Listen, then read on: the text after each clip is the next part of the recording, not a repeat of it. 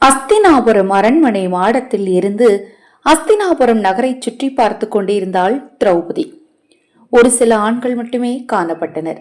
விதவிகள் அதிகமாக இருந்தனர். அனாதைகள் அங்கும் இங்கும் சுற்றித் திரிவதை கண்டாள் திரௌபதி. இவை அனைத்திற்கும் தானே காரணம் என்று அவளது மனம் சொல்லியது. அப்போது கிருஷ்ணர் அங்கு வந்தார். அவரை பார்த்ததும் அழத் தொடங்கினாள். அவளிடம் என்ன நடந்தது என்று கேட்டார் கிருஷ்ணர். திரௌபதி அமைதியுடன் இருந்தாள். அவளின் எண்ணத்தை அறிந்தே கிருஷ்ணர் பேச ஆரம்பித்தார். திரௌபதி, விதி மிகவும் கொடூரமானது. நாம் நினைப்பது போல் வேலை செய்யாது. நம்முடைய செயல்கள், பேச்சுகள், சிந்தனைகளுக்கு ஏற்ப அது அதன் போக்கில் அதனுடைய செயல்களை செய்கிறது, முடிவுகளையும் மாற்றுகிறது. நீ பழிவாங்க நினைத்தாய், வெற்றி பெற்றாய். துரியோதனனும் துச்சாதனனும் மட்டுமல்ல, அவர்களை சார்ந்திருந்த கௌரவர்கள் அனைவரும் மடிந்துவிட்டனர். இப்போது ஏன் வருத்தத்துடன் இருக்கிறாய்? நீ மகிழ்ச்சியாக இருக்க வேண்டும் என்றார். அதற்கு திரௌபதி, என் காயங்களை ஆற்ற வந்தீர்களா அல்லது அதன் மீது உப்பு தூவ வந்தீர்களா என்றாள். அதற்கு கிருஷ்ணர், திரௌபதி, உண்மை நிலையை உனக்கு உணர்த்தவே வந்துள்ளேன். உனது தொலைநோக்கு பார்வையற்ற செயல்களின் விளைவு என்பதை உணர்த்த வந்தேன் என்றார். இந்த போருக்கு நான் தான் முழு பொறுப்பா என்று கேட்டாள். இல்லை திரௌபதி, நீ மட்டுமே காரணம் என்று கருதாதே, ஆனால் நீயும் ஒரு காரணம் என்றார்.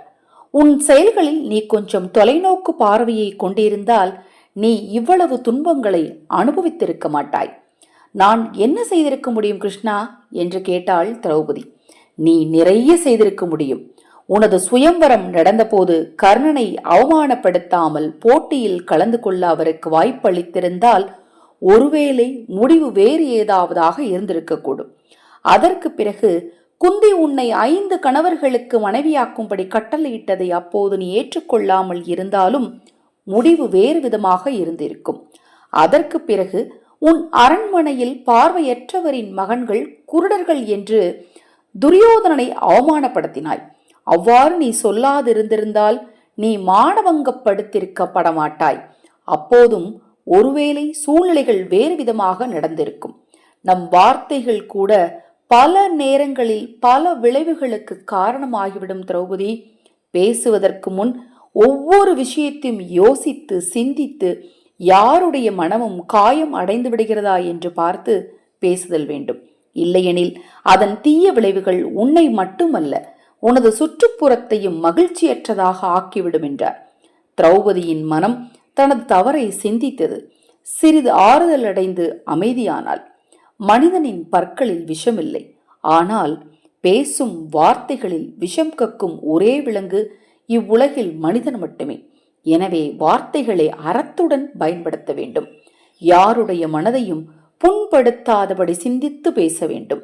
நல்லதை நினைத்து நல்லதை பேசி நல்லதை செய்தால் விதி நிச்சயம் நல்லதை நடத்தி கொடுக்கும். இதுதான் இந்த மகாபாரத கதை நமக்கு கூறும் ஒரு தத்துவம். இந்த விஷயத்தில் திரௌபதி மானபங்கப்படுத்தப்பட்டதற்கு காரணம் துச்சாதனன் என்றாலும் அவள் பேசிய வார்த்தைகளுமே கூட ஒரு காரணம் என்று குறிப்பிடப்படுகிறது.